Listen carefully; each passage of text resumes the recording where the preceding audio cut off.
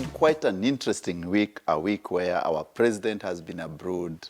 Raila Odinga has been also abroad. People have been traveling in large entourages. It's your favorite show, it's Let's Be Real. And of course, I'm with the esteemed panel and the guys who usually tell it all the way it is, how it should be, how it should be told. I'm your host, Charles Otieno, alongside the most beautiful lady tonight. Oh, yeah. Maria, Maria, you hear that? I agree. I actually agree. Thank you. Go ahead. Beautiful too. Dr. C here, the winemaker, and I'm as real as they come. And Samantha Wines. Mnajua paka nilipe bills. Eh? So I have to pay the bills. So they need to buy Samantha wine. Maria. And I'm Maria Nyambane Waweru. I'm so happy to be here. I am an author. I also do a kids magazine, The Young Magazine. Let me tell you, this is the only place where you'll find everything as real as it should be. Exactly. We want to keep it going real. I am Simon Says. I'm the content creator that makes content that makes you smile and think, and I speak my mind very boldly. We're about to have a very bold conversation about our president. Isn't that right, CEO? Yeah, let's talk about our Let's president. go ahead. The Hustler Jet Season 2. Remember, the first time, the day when President Ruto was deputy president, he was doing what we call the shuttle diplomacy. And he had the Vista, a jet which he was doing rounds with, and those are NAPRO. This time round, the president has taken a jet, a royal jet, to United States to cut deals. I don't know what your take is. Well, may I start? Let me start with this. The reason why I even want to start with is because primarily I noticed that a lot of leaders, they were going, they even had a lot of content creators with them. Yes. And even they had a lot of even journalists and everything. One thing I hope is that the leaders, even as they went, is that they learned a little bit more than using cutlery to even eat American dishes. I wanted them to actually even learn, even though, how taxes and proper use of funds can lead to an awesome product like the Tyler Perry Studios. Because as you notice at the end of like many movies that even maybe you guys even watch, what is in the back of those movies? The apple, is it a peach? It's a peach reaching Georgia. Why is it reaching Georgia? Because in the Tyler Perry Studios in Atlanta, because Georgia gives tax exemptions that now California puts on. So a lot of studios have actually moved from California to Georgia because they get exemptions. But what is the incentive? Georgia thought we need to always put our logo at the end of every single movie. That's why you see Georgia at the end of many movies. Why? That's a thing that they must do as they get all these exemptions for them to implement all of these shows that you see.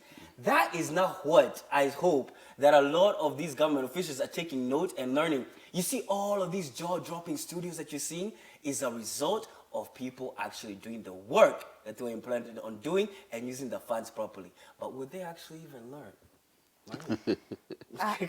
There's a book I was reading last week, and someone was talking about how they want to make more money. Like, I want to make more money so that I can be able to buy my dream car, to buy my dream home, and then go build schools in Kenya so that those kids will be happy to be educated. That's how they take us. Yeah. So I would like to know the criteria at which they chose the people that went to Tyler Perry Studios, because it felt like it beat the purpose to some extent, because what was the criteria? There are so many other people who would have gone, because I realized that when I look at everyone who is posting that they went, the reason why they would have gone, yeah, they are very good people. There's someone like Kate actress, I've seen, her work is good, I've seen that. Butita, amazing. Ikonini podcast, I have to give a shout out to them. I watched them yesterday. But there are others that I would see and I'm like, I don't want to mention names because I don't want trouble. I might work with them in future. But I would be like, what are they presenting? Because I would see some people there and I'm like, I thought there was a purpose to this trip. It was not just going because I know someone who knows someone. It was supposed to be something that signified something. Also, another thing is, are they coming to grow Kenya the same way they saw there? I hope so, because our creative industry has potential. And if they have gotten to a point where by now they've seen it firsthand how things are going to work, I'm looking forward to having them building something like that in our country too, because they're learning, right? That's what they went to do. Hopefully. But the only problem, I totally agree with you that both of you, that this was a good trip, an eye-opener, because the future of Kenya belongs to the people, not belongs to, the future of Kenya is going to be defined by how creatively we create our products and how creatively we solve our problems. We cannot be China, we cannot produce Me Too products. That said, the biggest thing America, as the biggest economy, the biggest thing they export is actually movies. They have they have this ability to tell their stories, and the world is actually consuming those stories. And in the process, making America look like really, really great. So it's good that our leaders were there. It's good that they've had this eye-opening experience. It was nice to see the president apologizing to the daughter. He apologized that the daughter wanted to be a filmmaker, and he said, what did you say? Say that again. It's like, hey, you better get on to do something really, really important. And you see, this is what has been holding the country back. The fact that we are trying to play in areas where we are not even strong. So we are not choosing what are our strongest areas. So the only problem I have with the team of people who went is that we needed to see serious film producers, very serious billionaires. And at this point, I want to quote my good friend Donald Kip Korir. He sent out a tweet where he was talking about, is it Obasanjo, who took some clowns. The last time Obasanjo went to the US, he took some clowns who, and the US president at that time came in with real investors who wanted to invest. So they end up not investing because they could not have conversations On the same level. with the people whom he had gone with. So when he left, no one went to invest. And after that, Obasanjo changed and created the real billionaires now you see in Nigeria. Okay? So I think so that in addition, seeing that this jet is we are paying like $2 million per hour. Yeah, it's $2 million per hour, right? No, it's we pay 200 million total. In total, 200 million. That's what we are paying. I'm just hoping that it was big enough. It should have been big enough, or maybe they should have taken other commercial flights to actually take the real people. You know, the Taylor Perry studios. There's a lot to learn from. This is how we shall sell Kenya. I hope even the Kenya Tourism Board is actually taking note. Because movies is how we export our culture. Movies is how we shall tell who we are. Proper content creators is how we shall create that content. So I was just disturbed to see that the real filmmakers and TV, including myself, I'm a serious filmmaker, not just a reality star. I didn't see those people there. Kate, yes, she's good. Butita is very good, but we needed to see the serious ones. We needed to see real investors who can talk the talk with the investors there. And at this point, I just have to really congratulate the current American ambassador to Kenya, Meg Whitman. She really believes in the Kenyan creativity. And by the way, I don't know whether I've told you guys, this morning I did a very important job. I was a judge at a creative attraction show where these really young little tots up to age around 8 years old, from almost 2 years old, they've created all this fashion from trash. And you can see a lot of creativity. And the creative industry is already contributing 8% to the GDP. So it's a good place to start, but I think we can do better next time. I think you've captured it very well, but I like, let me say the way the president is, mambo matatu. Mambo ni matatu. Yeah. First of all, the president traveled in a very luxurious flight. It's an Emirati plane. Royal Jet is one. There are only 8 in Emirates. They are called BJ, Boeing Royal Jet, BRJ. And for you to get that jet, it has to be customized for you. It took only less than 20 people. So my problem is... That jet took 20 people? Only, less, because it has a toilet at the back, a deluxe room for the president to rest, and around 20 seats. The rest of these people you're saying traveled as an advance party. So if we have been trying to get the list who travel in that plane, and I think there are very few people. So the Kenyan taxpayer paid a lot of money for a family, for a president to travel in a private jet, equivalent of 200 million. And that's our problem. We are not saying that the president should not travel. The president should travel as a president. But there is a caveat. You cannot travel as a president. You still have all your ministers go using other airlines, which of course they flew business class, which is a lot of money. So this trip alone might have costed Kenyan taxpayer around 500 million, half a B, because take all the content creators who went by not private jet. This one went in advance. The cabinet ministers, the minority leader, the majority leader, the entourage. Now, the second problem is the president traveled not with the real business people. You go for a state visit, you carry the real business people. The people who sit, are the captains of the industry, who sit on this side, on your side, when that other president, your counterpart, brings his people who are billionaires, and they can sit and discuss. Remember, all these deals we're being told the president has cut. The military, the jets the Americans are giving us, the 1957 Huey, almost similar to the one which fell with our General Gola there. The one which killed Rice? No, Gola. The one there. of Iran Yes, also. Iran Isn't also. it the same one? It's the same. Huey, 1957, the Vietnamese war plane. That was a long time ago. So what am I talking about? Some of these products are being dumped because after some time we will not have enough spare parts to repair them. If America was indeed really willing to help us and is a state visit, they would have given us modern planes for our military. If they are calling us the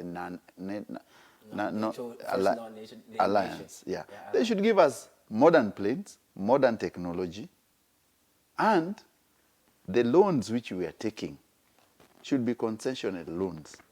Okay, we are going to build a road, Mombasa Road. This is a business trip where we want to borrow more money to do our stuff, because even that road where we are being told the Mombasa Expressway, it is not a free road. It is like this Mombasa Expressway, which people will be paying through toll stations. So in short, Americans have gotten the better deal from this tour and this visit, the state visit, than Kenyans. Here's the only thing I'll say about that is the real reason why even America even invited us was because we want to parade. This is our African good nation that we're actually now bringing on board, and indeed, actually they're helping us settle some of the loans that we have with China, actually. Yes. They're trying to offset the power for China and Russia, because they recognize that indeed China and Russia actually now having influence within Africa. Yeah. So this is just America's way of parading this. Indeed, we have presence in Africa, and indeed we have now not only presence and influence, and indeed our presence is going to be felt through this particular nation called Kenya. Then they should have allowed our president to speak. He spoke, but they cut us off. No. There was one speech he was meant to make. What was that speech? You see, the moment our president started talking, all the major... Yeah, they cut off. Because they ain't got no time. All the major... networks. Yeah, they cut them off. That is embarrassing. Is it cutting or accidental? Just no, it's cutting off. That is disrespect. That is disrespect, by the way. It But- doesn't matter which side of the divide you're, that is disrespecting the Kenyan people. That's true. You see, Yes. on an international stage, Yeah. if you disrespect our president, no, we are not with you. We can quarrel at home here, Yes. but no, you don't get to do that. I'm actually very disgusted with these international It's media. only CNN International which remained Yeah. on Yes. the story and Yeah. when the president was speaking. Because CNN International is Democrat. Yes. But the And the rest of the Democrat- channels yes. just decided no. But my problem is, why did we take a very expensive trip, yet we are talking about austerity measures? That's what we need to address. The president Yes. should actually know that you can travel as a president, but if you are employing austerity measures and you're taxing everything, there's an Indian TV which had a joke on its platform that in Kenya, whenever it moves, you tax it. That is true, but wow. Oh no. So Can you imagine we are like a that butt of now. jokes internationally? International people are joking Are about joking it. around us Yeah, that the in part of the Kenya, joke. anything that moves, it's taxed. Wow. What, Even a We flag. we need to style up. We need to style up. But anyway, in the quest of eradicating poverty, disease, and ignorance, I never imagined that we'll be talking about this. Actually, I think this is one of the saddest things to ever having to talk about. We have shortage of vaccines in the country. And we all know the kids born are given BCG and the oral polio is not even there. And I remember a few years back when we would have the oral polios, my 5-year-old will get them like every so often. Now we have a shortage. And we know very well how these things help. We know very well how the vaccines are very helpful to our children. Actually, they save lives. That is something important to note. But right now, in this country, we have a shortage. There's someone actually was complaining that you go, for those who have the small, tiny stock they've kept somewhere, they overcharge because they know that you can get them from nowhere else. And if the government hospitals lack them, even the private hospitals are at risk of lacking them. Actually, they also lack them. Now, I don't want to say that this is going to be another means of family planning because right now I know you'll be scared of having a child because you don't know the future. But what is your thought, Dr. C, on this one? My thought is that we saw this coming. This one was actually coming. Being in the industry, number one, talking of private sector, there's a lot of medicines that are out of stock as we speak, like out of stock. Because of the dollar, it just became too high and untenable. And then there's a lot of things happening at the port. There's too much happening at the port. So people are just abandoning their goods there. So there's a lot of pharmaceuticals, whatever, just abandoned. People are not, this shortage of just generally, let's talk about medicines, happens like when we have an election nearing, people just take off. And the business people take off, they're not bringing. So there's a lot of medication that is actually out of stock. But talking about vaccination, we saw this coming from those COVID billionaires. You know, it did rattle a lot of international donors. And they were like, come clean or else, come clean or else. I know of an organization that told them they had to actually, unfortunately, pull out their support. And then also just a lack of prioritization. We're not prioritizing whom we are paying, what is important. You see things like polio. We had eradicated polio. And it has a lot of implications. If you cannot control a lot of these childhood diseases, Yeah. it's an emergency, it's a big problem. And these, it's actually very sad. But you see, this is as a result of very many years of plundering government resources and all that. And the world is watching. They're like, sorry, if you are not contributing your part, we will not. So this is what is happening. Like the government has been put on the straight and narrow, is that if you continue plundering the resources, we're not going to give you our money because this money we are giving you belongs to our taxpayers. Even if they are bilateral donors, they will not give. Unfortunately, corruption. See, what do you think? Quickly. First of all, I would say that, and I agree with Dr. C, the vaccines are funded through what we call counterpart funding. The government of Kenya puts as amount of money and pays, they contribute, the government of Ghana contributes a part of their money to the kitty. The UNICEF, the World Health, these organizations, USAID and all this, also put their money, and then that money is taken to the manufacturer. Vaccines are booked. Vaccines are not prepared like bread. You bring today, you order today, you get tomorrow. Vaccines are planned 5 years in advance. So you know, next year we will need this amount of vaccines. So the World Organization donors put their money in the fund. They expect the government to put their bit of money, and then the vaccines are scheduled to be brought into the Republic. Now the problem is, our government have not put their money, which is required to bring the vaccines. So the vaccines, which we were supposed to book for the next 2-3 years, we have not booked. So we do not have that vaccine because we have not put our resource. The World Organization, the donors, have already put their money, but their money cannot buy. They wait for you to put in the kitty as well. That is one. The biggest other problem is that the government knows very well we do not have capacity to store the vaccines in large numbers in Kenya.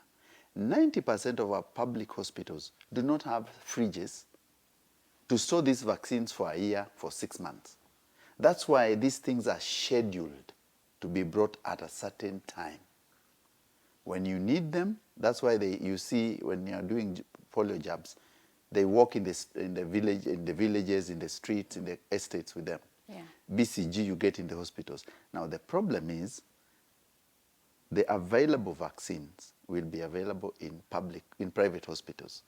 The poor people who are supposed to have these vaccinations will not get for their kids. And we are putting a whole generation at risk. We are putting, because of our own stupidity, because you know very well that this is counterpart funding. It is not them giving you.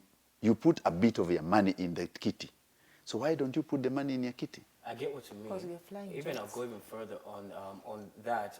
Just even my input on this, it would be, when you mentioned about family planning, or even I would say is that the lack of government planning that you're even saying is now leads to a lot of us seeing the consequences. So literally, even as a Kenyan, you should know any consequences that you see when there's a deficiency in government services is literally meaning that your government is not actually even making plans for you to even succeed or even get the basic things that you actually need for survival for even your own children and everything.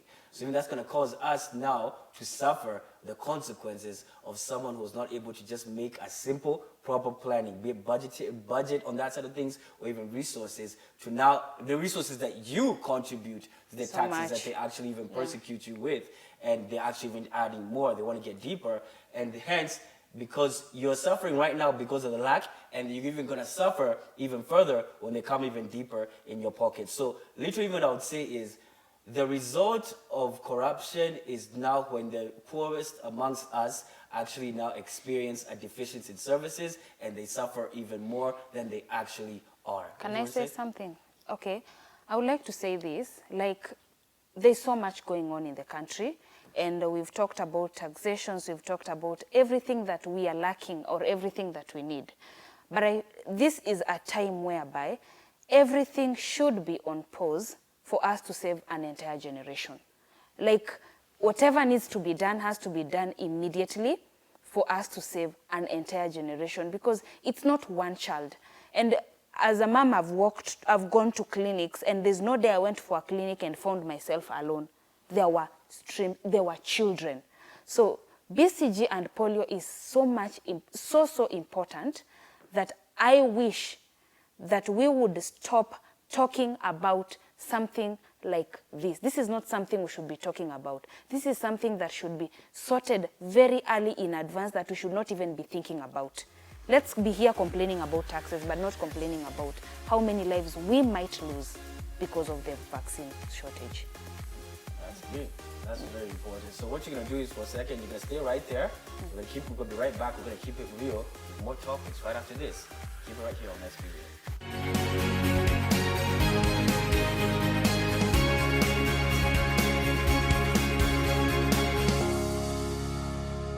Welcome back. Of course, we've had a very heated conversation about, and the sad one, of course, about vaccines and the travel and everything which moves, we tax.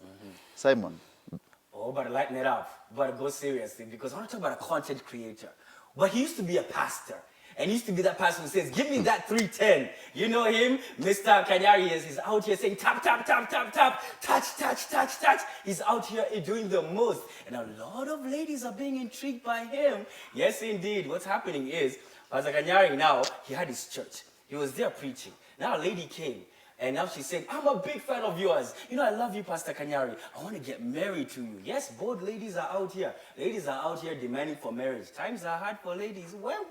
Anyway, so what's going on? Now the lady came, asked for marriage. As she came, asking for marriage and saying that indeed Pastor Kanyari is very seductive to the other ladies. So he said, you know what? I am here considerate of you. So what am I going to do? Give you protection. AKA condom. Yes, and it was trust. And he just said, trust me, here. And then now he gave her that. Now, what happened was even further. She even gave him pads, then she gave him a remis at the same time. Men, you know what you use a remis for. We don't need to say any further. So anyway, so you wouldn't know. But so now, what the main thing is, when it came to this aspect of things, even seeing that indeed this lady was actually a content creator, and she actually did this antic to gain clout and everything. She received a lot of backlash. She has quote unquote apologized later and so forth. And even Pastor Kanyari has come out with his apology, so to speak. Before even I bring my input, I would love to even hear your thoughts. I'll give my input last is, has content creation gone too far? Are we disregarded church? What are your thoughts? Mr. Tap Tap, Pastor Kanyari, with all this content creation going on in You church. people refuse to give him 310. He has to look for money. Preach. Give him space. Okay, content creation, we always say it should have regulations, and I know, Simon, you disagree with this. I was saying my own things. Yeah, but content creation should always should have regulations, and where we are headed to, it will eventually. We're just giving it time. Eventually, content creation will have regulations. But let me speak on Pastor Kanyari. Things have changed from the time he was a pastor until now. Remember from... Is he not still a pastor? He is. Okay. He's still a pastor, yes, but different one, because now we don't trust him as much. So, first of all, I always have issues with this man of God so much, and that's why I'm here saying this. This man, although everything that has happened in his life, from the 310 fiasco to his wife leaving, to losing a sister, there's so much that has happened throughout time. So you don't expect him to remain the same man. He will definitely change with the situations in life. And if he didn't find the right support system, it will change with the circumstances that will come with it. However, content creation should have regulations, because there are some limits whereby some people will cross, and it will feel like now with the way we see you is not how we are supposed to see you, or whatever you are showing us out here is wrong. But let's give him grace. I will say this, let's give him grace, because you people refused with your 310, and he's gone through a lot, and now he's just trying to run a church based on whatever he knows, and we wish you well, Mr. Kanyari. That's all I have to say. Dr. C, praise the Lord. Praise the Lord. Look, since time immemorial, selling hope, aka even church, you know, what does the church sell? Hope, isn't it? Yeah. It's one of the biggest markets, actually. Yeah, so that said, I'll park it there. Think what you want to think. But that said, we talked of the creative economy. Now I want to talk about the attention economy. Mm-hmm. The Kardashians became literally billionaires. How much are they worth right now? Several billion. Several billionaires, yeah? That's on an international level. Yeah. So what is Pastor Kanyari doing with that content creator? They're just tapping into the attention economy. AKA Clout. Yes, Clout. Today, If you cannot get people's attention, you don't exist. Look, we are talking about him. We could be talking about other things. You know, in the same line of vaccines not being there, we are talking about Pastor Kanyari in the same line and making him more and more popular. So he's just him and that content. He's a very clever content creator, tapping into the attention economy. That is one of the ways you can actually get rich. Look for clout. CEO, before you say That's it. something, I want to hop in on this because even the mindset I have is this. As even as a content creator, here's the thing. Looking for clout is not wrong. It's now, how do you use the clout to effectively spread your message? And just because you get clout does not mean you have influence. Influence is where power is actually lies. There are many people with followers and not effective to even bring one person to even an event. Hence, people are not able to take an action through the content that you actually make. And if you look for clout the wrong way, you can lose credibility and your ability to impact actual actions between people. And that's what I would say is you can look for clout, and clout is just basically you're hopping onto a trend or something that's actually out trending, or you're willing to spark a conversation or controversy for a certain outcome. Now, because of that outcome, if you don't get it, if you don't have it in the right perspective, you can actually lose credibility long term and hence lose your effectiveness to actually earn a solid income through what you actually say or do, or even you as a content creator. So the thing I always encourage content creators to do is this. Yes, you can chase clout, but be an effective communicator of the message that you want from your clout so that now you don't come out saying apologies here and there and you look like a discredited content creator who just has a lot of following and nothing to speak of it in the bank. See, And who are you to dish out whether it's right or wrong? No, I'm not saying right. The last video I saw of Kanyari, he was trying to banish, I don't know, the spirit of what from whose. Yeah, I remember. He was trying to banish whatever. So women are having to take their big behinds to Kanyari to banish some things out of that. We are not here to dish out who is right or wrong. Let me tell you, the thing about the attention economy, you will get your kind of people. Your kind of people. We all know for some of us who, and especially some of you who think you're like on the straight and narrow and, you know, righteous. But that's what you just said, because you're dishing out. No, you know, you're trying to make us... You're the one declaring a judgment already on Kanyari. Kanyari, we wouldn't be talking about him. Do you know how many problems there are in Kenya to talk about? But you know, out of all that, we've chosen to talk about Kanyari. Here's the thing. Just because you're talked about does not mean that that's good. Can I create a topic about me for me to talk? Who says whether it's good or wrong? No. It's not effective to your outcome that you want. Whose outcome? Kanyari got his outcome. No, he did not. Who He did not get any 310. No, I don't know. You don't know that for sure. Have that conversation with this bank manager. Okay. Listen, guys. Dr. C and Simon, listen. okay, CEO, please, let's go on. Listen. Well, I think, first of all, I look at Kanyari and is an epitome of what we call madness in social spaces. Oh, no. Preach. And the madness has gone too far that a man of cloth has forgotten his calling.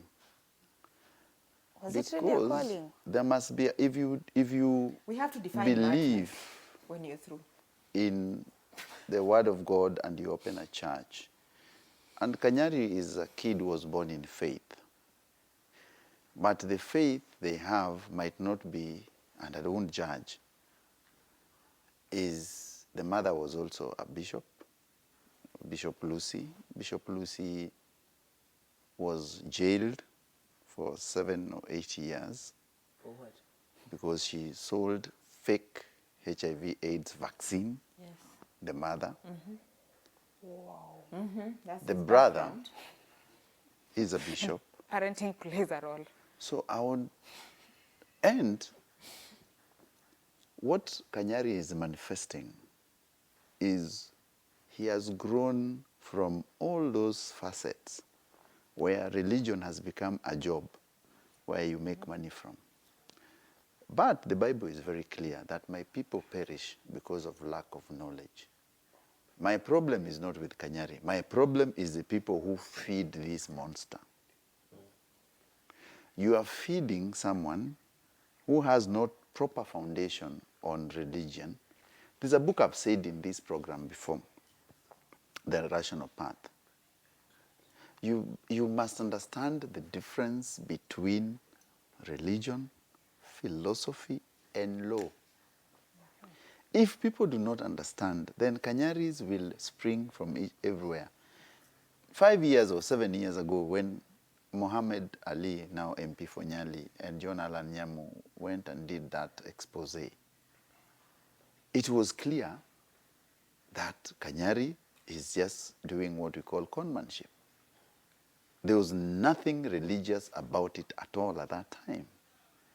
So it is good for him to come out and say, I'm not preaching, because the word of God is very clear. It's about the way, the truth, and the life. I get you. I get you. I understand. Anyway, So Kanyari is going through bad parenting. No, and you know, he talked about madness. Yeah. So this is my definition of madness. Okay. Number one, I agree with you. I'm on the same page with you. And number two, I'm just like, we are in what we need to understand, that this social space is so unregulated. People, this is why I think even the other day the government wanted to ban TikTok. Yeah. Because people go there and they're opening, they called, yesterday I landed the meaning of OnlyFans page. Where I didn't Kanini know. is there. You didn't know I OnlyFans? didn't know OnlyFans. I learned it yesterday because I saw this boy, these two siblings we were discussing, saying, Yeah. we've decided to open our OnlyFans page because you guys make attack to idea. I didn't know the meaning, but anyway, I don't have to know Okay, everything. is it weird that I don't know the meaning as we speak? The No, only OnlyFans, meaning... it's okay. No. Imagine It's okay. You're okay. pure, stay pure. I am the one with straight and arrow. Listen, I am the the one. OnlyFans page is where there's a girl called Alicia Kanini. That's her thing. Yes. Alicia Kanini. Guys, we know. We know they don't. I think We know because they're not telling me, they'll tell me off camera, guys. They'll tell me off Anyway, camera. OnlyFans. It's adult I'll say content. something else. So I'm saying that when we say mad, it means human beings have been molded in such a way we fit within a certain mold, here and here. Anybody falling off that way, you're mad. Anybody falling off that way, you're mad. But the thing about the social media, even those people on that fringe, wako tu.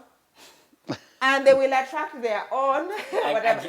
Anyway, I get you. talking of wako tu and OnlyFans, let's talk about only blood relatives. Talk to us.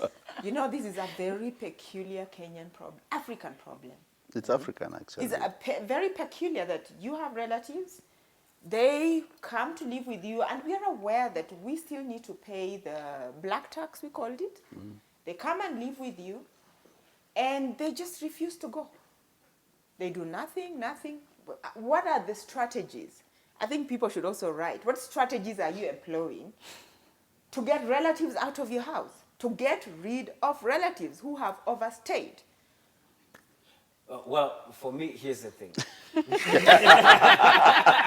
let me start with this. Oh You my guys don't goodness have to relax.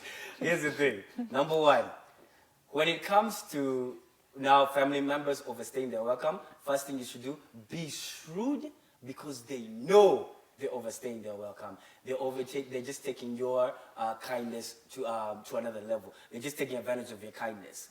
They can overstay their welcome, and they know it. And because you're not giving them a timeline on how long they should actually stay within your house. And then they'll say, oh, but only got a job, nini. Now, here's the thing. When you have an overstaying relative, number one, why are they overstaying? Comfort, food, and shelter. Now, you start removing those comforts one by one by one. Start with what? Food. Be that harsh person saying, oh, I'm sorry, your food rationing is now this. Yes, be blunt. Yes, you guys are actually having chicken. Everybody else has 2 pieces. They have 1. They have overstayed their welcome, and you notice that they're saying, these are the penalties of overstaying your welcome. Yes, guests come over.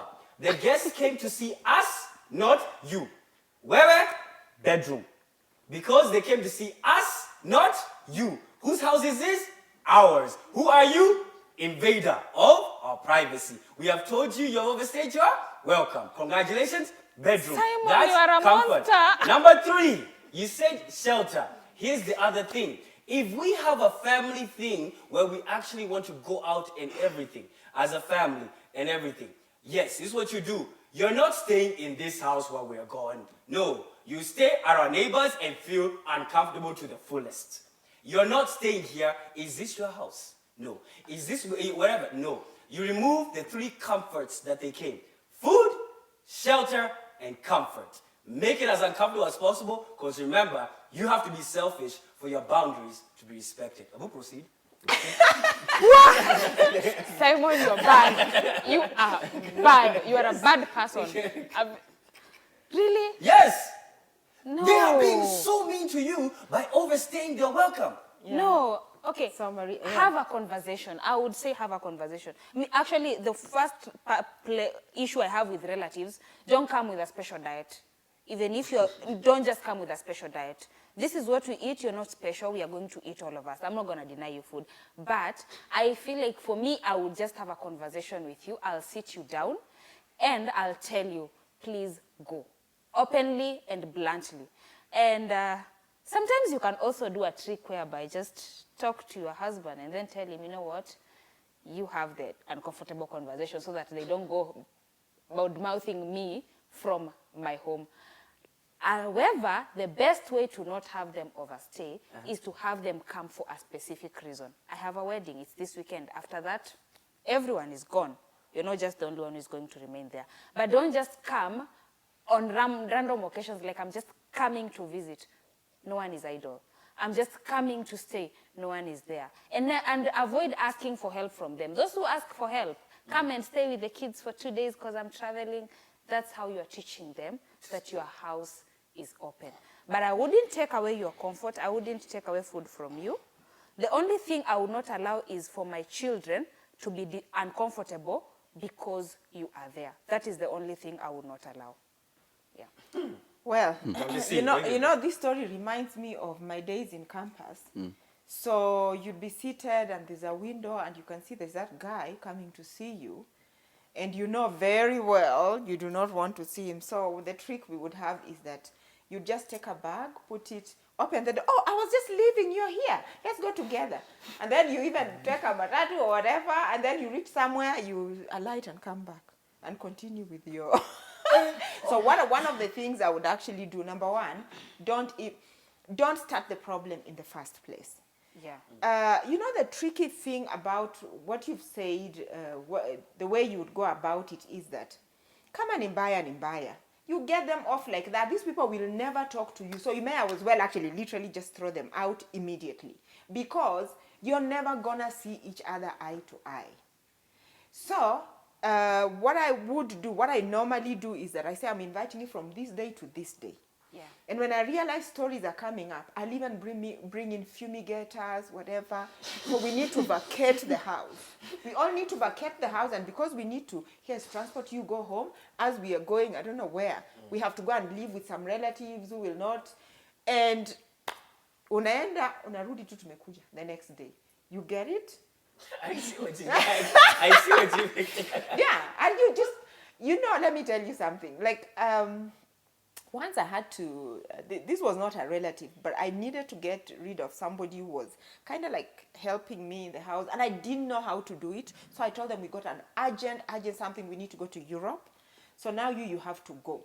And that time you're calling them. So now I left the keys and your things at this place. Go and pick them. You don't even let them in the house. Go and pick them from there, and then you tell the watchman no one is coming in here. I guess you dropped a seat. Even before CEO says something, here's how they sneak in very slightly. It doesn't even have to be so formal.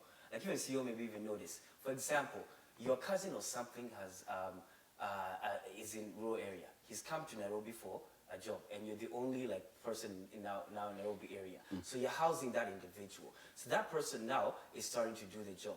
Now, what happens is they're in that period where the first few months where they need you to house. Now there's that overstaying where they may even end up losing a job or whatever. They get now a little bit more comfortable within that period. Help them to pay rent. Yeah. Help them from a distance. No. CEO, go ahead. I'm tell No, I think how we've looked at this problem, and it's a very big problem. We've looked at it from the lenses of we have, And they don't. And we've forgotten the fact that life is a revolving door. Yes. And when I always liked saying this, because you might kick someone out and then the next day his big break comes and you have a problem, or you have a problem, serious medical problem, and the only thing, he's the only one who you are helping, who is willing to give you a kidney or what. So all relatives are not bad, number one. But my problem is that this is an inherited problem. It's inherited because I was being told that in 1960s in the city of Nairobi, when people used to come from the villages, they would just come and stand by the poster towers and wait. And he has his bag and wait for, if he's a Luo and he has a Luo man speaking, he'll come and say, how are you? Where are you from? And then he says, oh, me, I've come. I don't know where I'm going, but I'm from this place. Then the guy will say, I know a guy from your village. He works in this place. Just go to this building here. You'll find a guy. All of a sudden, a guy appears on your door, where you work. And he says, I'm from Nini, and I don't know where to go. So you take the guy to your house. So this problem didn't start today. The 60s, they had it rough. 70s and 80s. Now, what has happened is that these traits, we cannot kill them immediately, but with modernization, it seems now, even them, they're getting a bit of sense that some of them can say they are overstaying and some of them will leave. A few of them still hold that the natural progression of things the way they were. And you'll find someone coming to stay in a house for a year, for 6 months, for 3 months. What I think we should do is, as a family, have that discussion. It is difficult for people who are married across cultures, more difficult than people who are married from the same tribes. Because from the same tribes, you'll go and sit down and tell your parents or your folks that I'm not doing so well, and we cannot have this thing going on for this time. I'd rather help from afar. But it is impossible for an African man to totally deny the relatives or these guys to come in. You must be very creative, or you must be totally wicked for them to stop coming to your house. Otherwise, if you build their home, they will still come. Yeah, and the sad thing is that if they never come, you feel lonely. You feel Actually, lonely. in closing, Jacob Luceno, my Luyas, I think you know Yes, Jacob. yes, no. Actually sang a song called Anyanje. Yeah. Yeah, how this person visited from the village, and it's one of those things. The Mlina Wanje Anyanje brought some those old boba, mushroom. Yes. Mushroom is the boba, and it really details that story. So when now trouble comes, it's like, people like you even die. Yeah, who is gonna bury you because you've not been letting your relatives in? Yeah. Thank you very much. I get you, but I get you. But yeah, you don't overstay in your relative's place. Yeah. Because where you meet someone mean like me. You Imagine being given a ring. You are an expense. Just understand you are an expense. That's true. Yeah. See you guys next week.